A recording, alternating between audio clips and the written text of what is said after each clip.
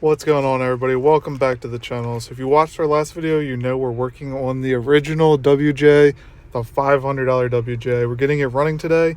So where we left off was the alternator was seized up, so I'm going to try to break that free today.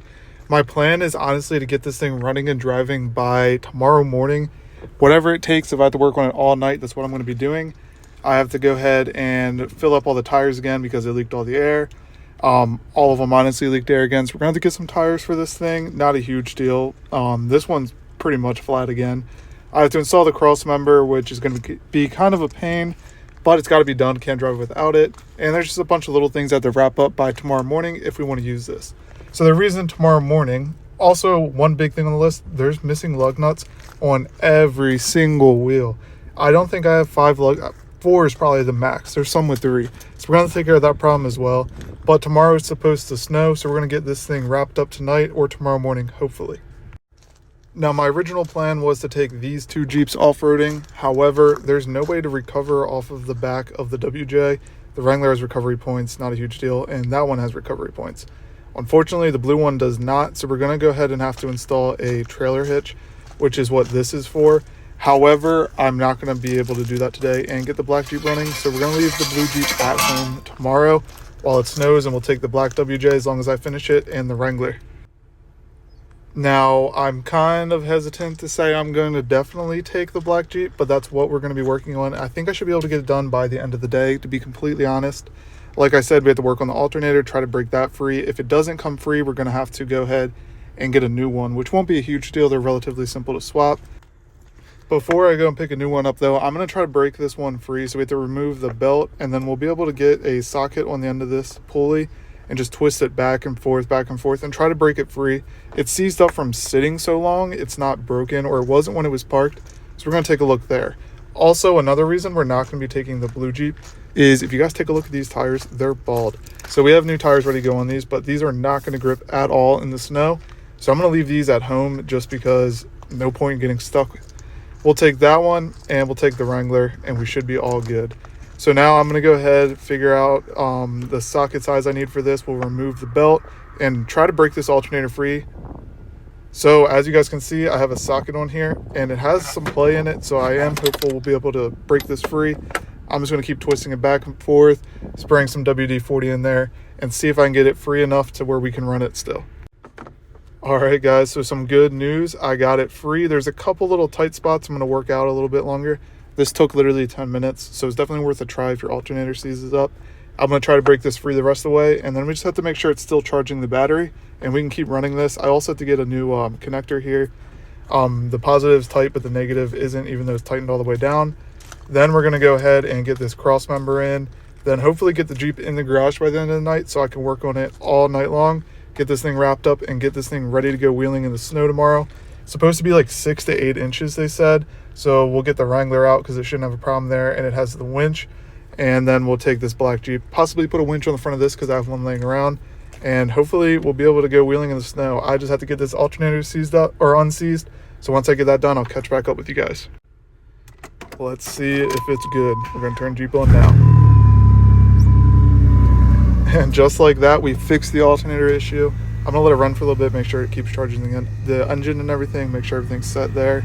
But we got it unseized. As you guys can see, it's spinning now. Just took a little bit of time, probably 15 minutes.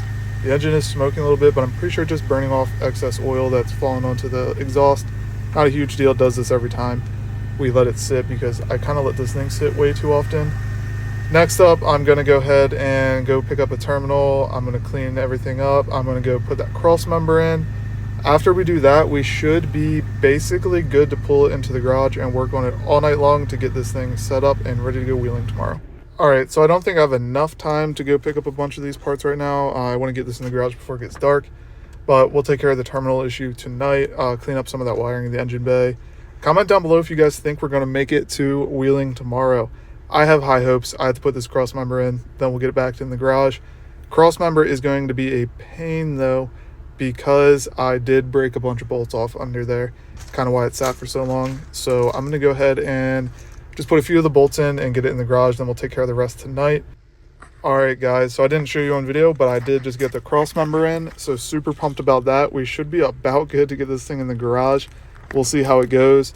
I think everything is set to get it driving. I just have to pump up some of the tires again and get everything set up there and clean out the garage, so that way we got a spot for it.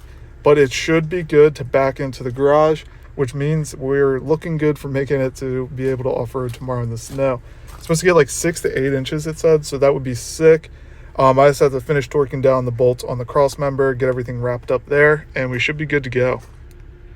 All right, so one thing I did forget was gas. The Jeep is almost completely empty. So I have these roto packs still from a while ago. So we're gonna put this gas in there and hopefully get this thing backed into the garage in the next hour or so.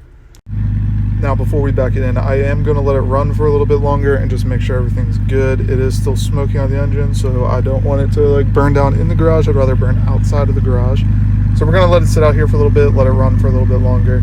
But everything should be good. I believe it's just excess oil that's dropped down onto the exhaust and stuff like that.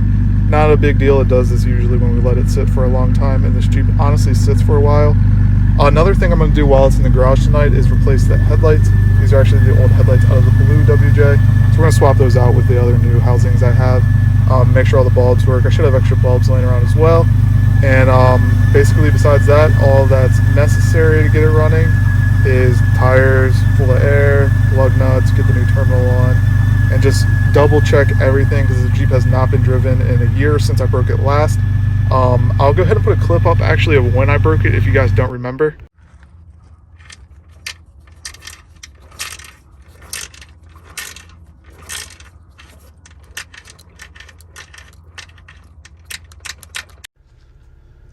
So I broke the transfer case like a year ago and it's kind of just sat since, but I did make a big mistake. So I forgot that I stole all these bolts and straps off the drive shaft to put on the blue WJ when we were messing with that, because I lost the straps and bolts off of this Jeep when we were building it. So I kind of just stole parts from the black Jeep, and this is all we had left, no straps or anything. So the drive shaft may have shot out and just spun around while I tried to put it in reverse.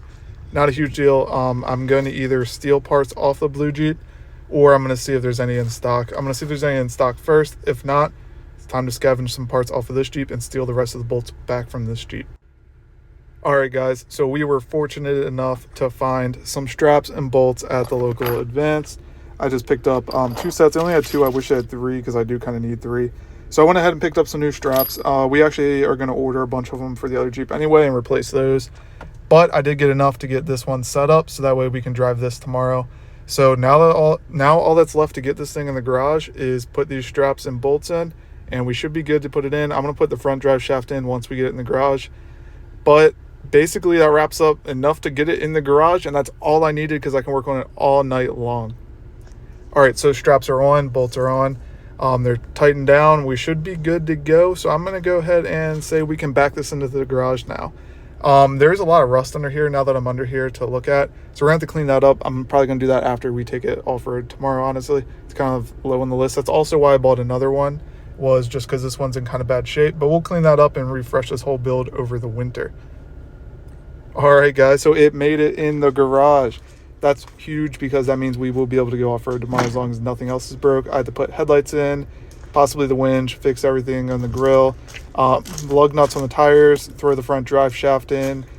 Just some basic stuff, honestly. None of this is really extremely time consuming, and it should be relatively simple. So I believe we will be able to go off-roading. One thing I did forget was I also took the spacers off of this. So there's spacers in the back and no spacers in the front, so it looks a little funky, but we're just gonna ignore that for now, and I'll fix that later down the line. But that basically wraps up this video. So as always, guys, thanks so much for watching the video, and I'll see you guys in the next one when we are snow wheeling as long as it snows.